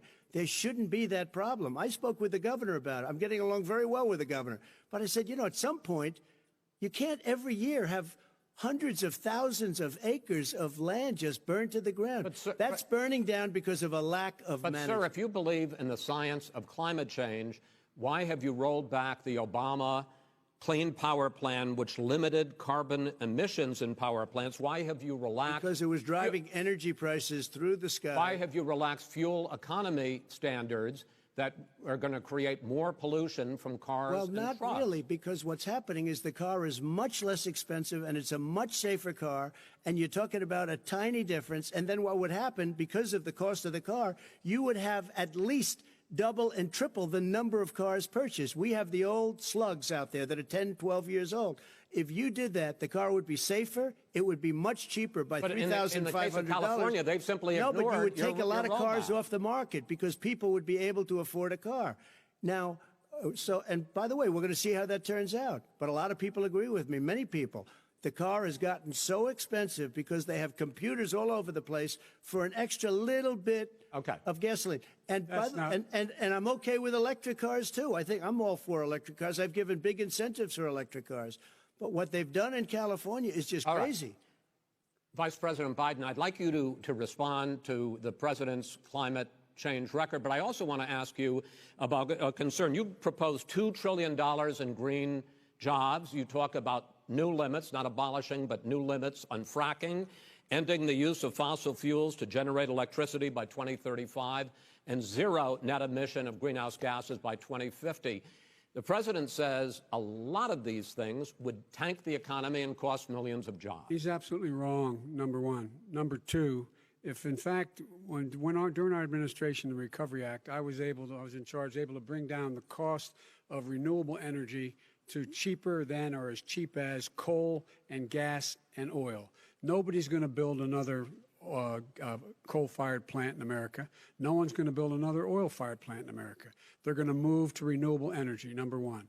Number two, we're going to make sure that we are able to take the federal fleet and turn it into a fleet that's run on their electric vehicles. Making sure that we can do that, we're going to put 500,000 charging stations and all of the highways that we're going to be building in the future. We're going to build an economy that, in fact, is going to provide for the ability us to take 4 million buildings and make sure that they, in fact, are weatherized in a way that, in fact, they'll emit significantly less gas and oil because the heat will not be going out.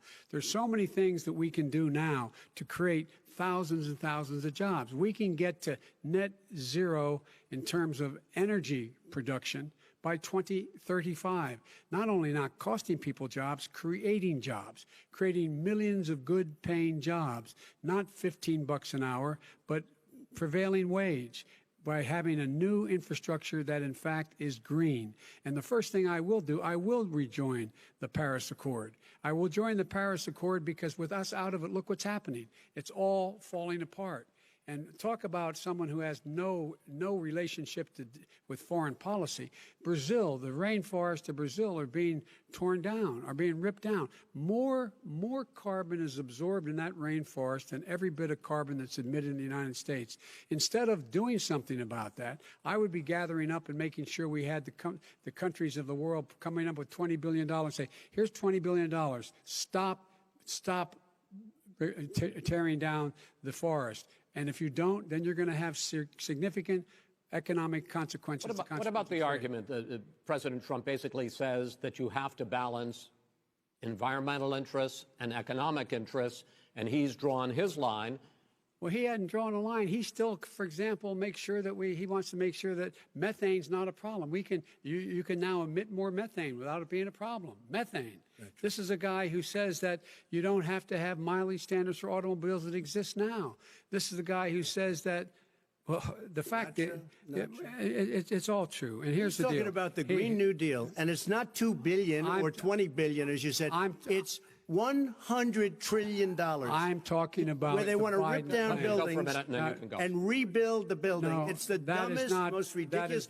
Where airplanes are out of business, where two-car systems are out, where they want to take out the cows too. That's not true either, right?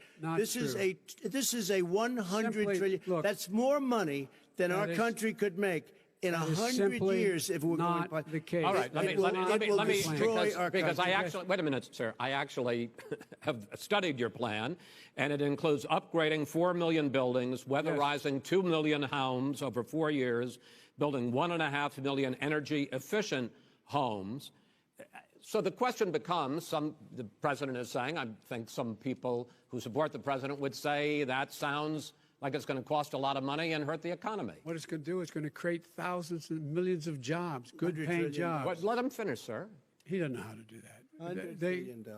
The fact is, it's going to create millions of good-paying jobs, and these tax incentives for people to weatherize, which he wants to get rid of. It's going to make the economy much safer. Look how much we're paying now to deal with the hurricanes. By the way, he has an answer for hurricanes. He said maybe we should drop a nuclear weapon on them. They may. I never said that. That's what he did say. You made it up. And here's the deal. You make up. We are going to be in a position where we can create hard, good jobs by making sure the environment is clean and we all are in better shape. We spend billions of dollars on floods, hurricanes, rising seas. We're in real trouble. Look what's happened just in the Midwest with these storms that come through and wipe out entire sections and counties in Iowa. They didn't happen before. They're because of global warming. We make up 15% of the world's problem. We, in fact, but the rest of the world, we've got to get them to come along. That's why we have to get back into the Paris Accord. All right, gentlemen. Wait a minute, Chris. So why didn't he do it for 47 years? You were vice president. Why didn't you get the world? China sends up real dirt into the air. Russia does. India does. They all do. We're supposed to be good. And by the way, he made a couple of statements. The Green New Deal is $100 trillion. That is not $20 billion. My plan. That's the Green New you want to Deal rebuild every is building. Not my plan. I want to rebuild every. If he knew anything about, he made a statement about the military. He said I said something about the military. He and his friends made it up, and then they went with it. I never said it. Okay. That is what not he true. did is You're he done said in this segment. he called the military stupid bastards. I and he did said not it on say tape. that. He said stupid bastards. Please, He said it. Stop. I would never say that. Play to it. Play it. Go ahead. Mr. Vice President answered his final question. The final question is, I can't remember which of all his rantings. I'm having a little trouble myself. But and about the economy and about this question of what it's going to cost. The economy. I mean, the Green New Deal and the idea of what your environmental changes will do. The Green New Deal will pay for itself as we move forward. We're not going to build plants that, in fact, are great polluting plants. So do you support the Green New Deal? Pardon me? Do you support No, I don't support the Green New Deal. Oh, you don't? Oh, well, that's a big statement. I support that means you just lost the radical left. I support the Biden plan that I put forward. Okay. The Biden plan, which is different than what he calls the radical Green New Deal. All right, gentlemen, final segment, election integrity. As we meet tonight, millions of Americans are receiving mail-in ballots or going to vote early. How confident should we be that this will be a fair election? And what are you prepared to do over the next 5+ weeks, because it'll not only be to Election Day, but also counting some ballots, mail-in ballots after Election Day? What are you prepared to do to reassure the American people that the next president will be the legitimate winner of this election? In this final segment, Mr. Vice President, you go first. Prepared to let people vote. They should go to iwillvote.com.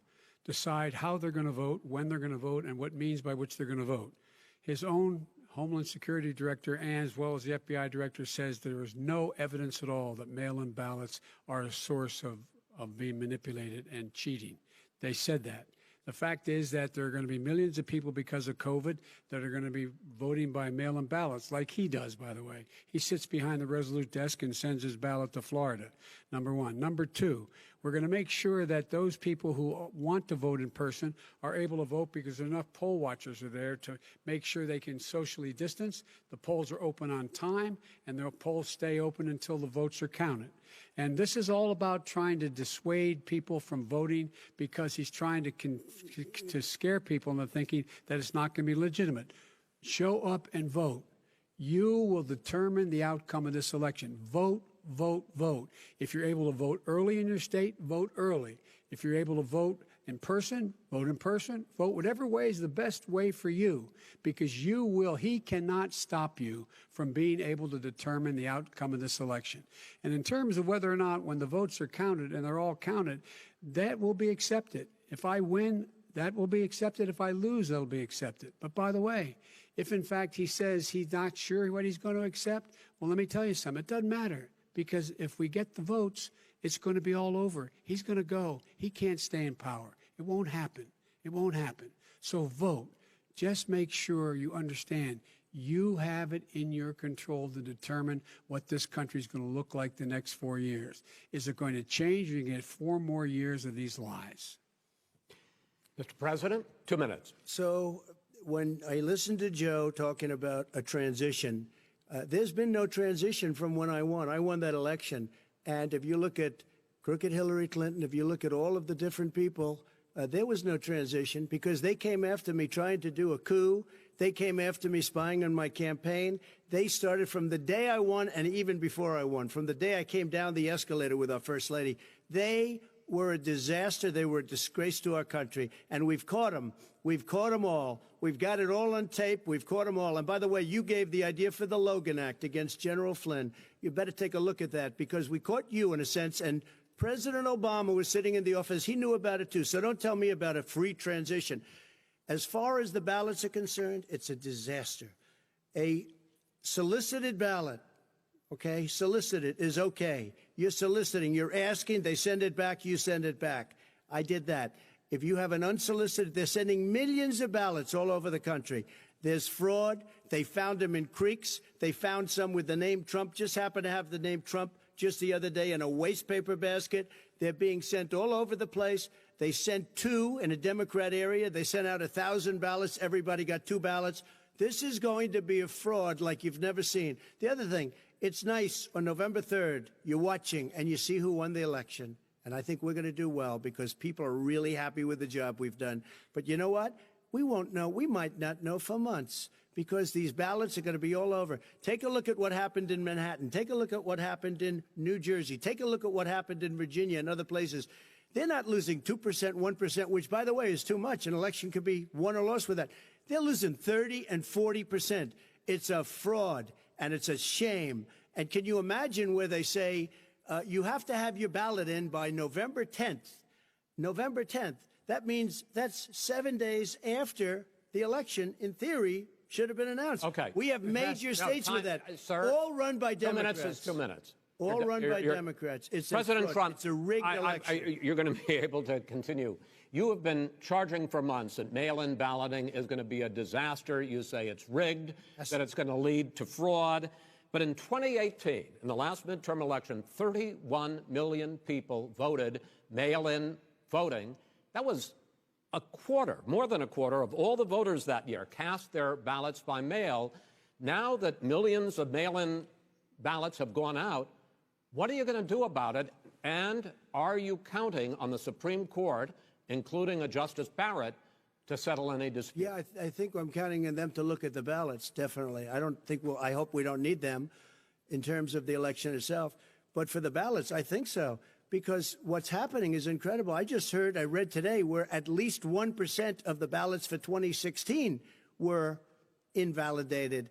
They take them, we don't like them, we don't like them. But what they are you throw going to do about it? There are right. millions of ballots going out what right you now. do What is are you gonna go do? and vote. You do a solicited ballot, No, and that's okay, I know or your you go and complaint. vote. I'm asking you about the fact that millions of people You go and vote.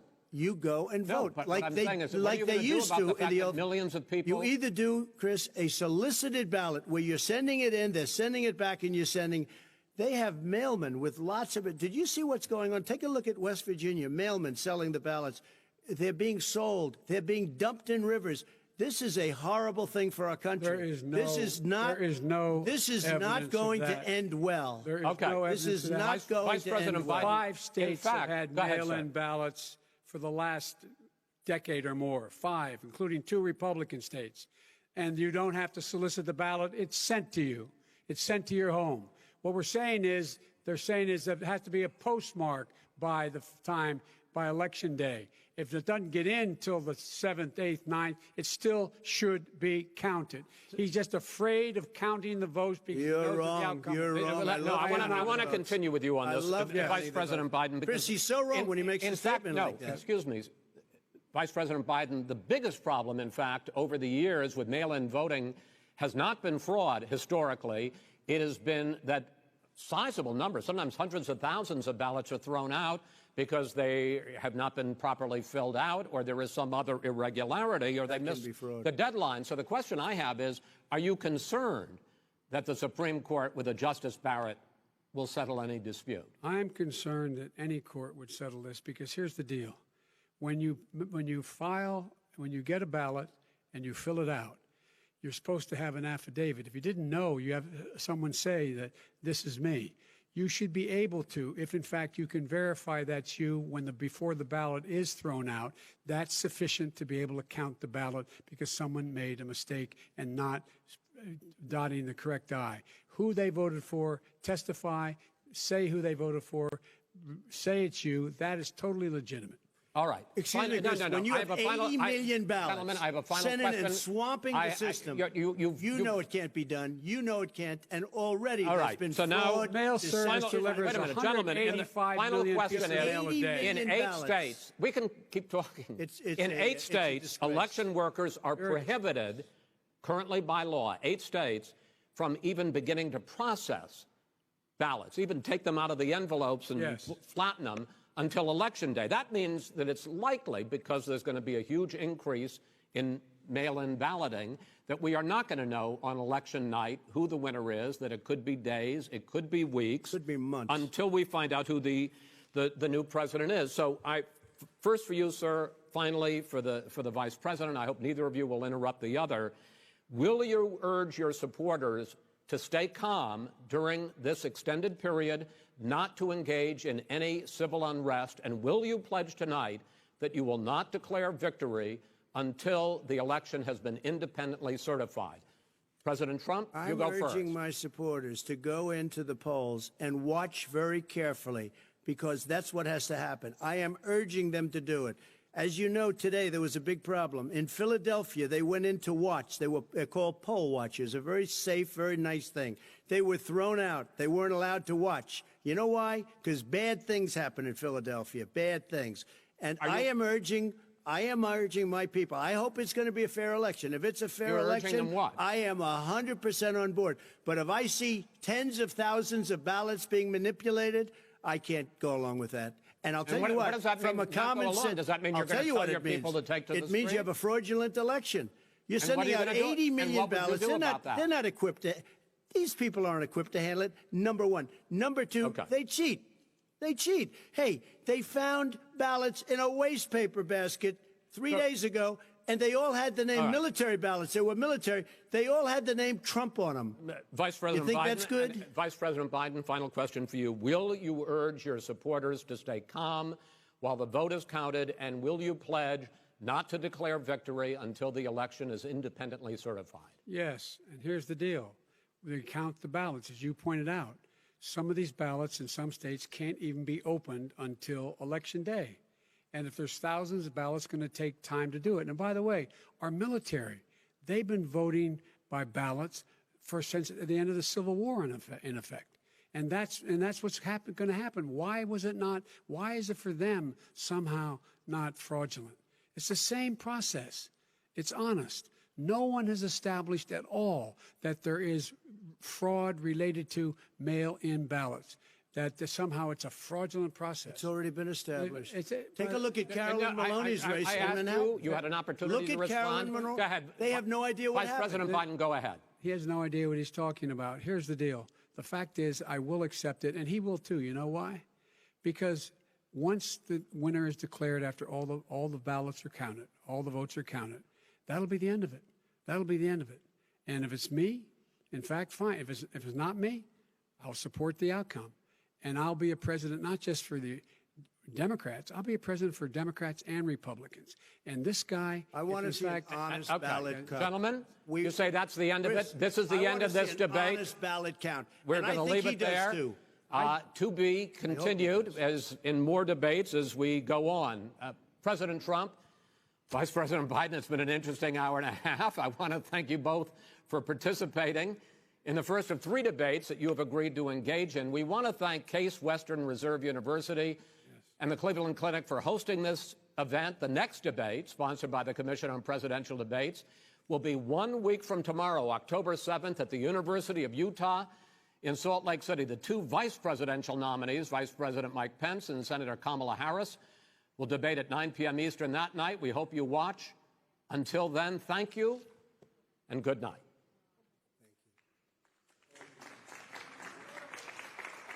Thank you.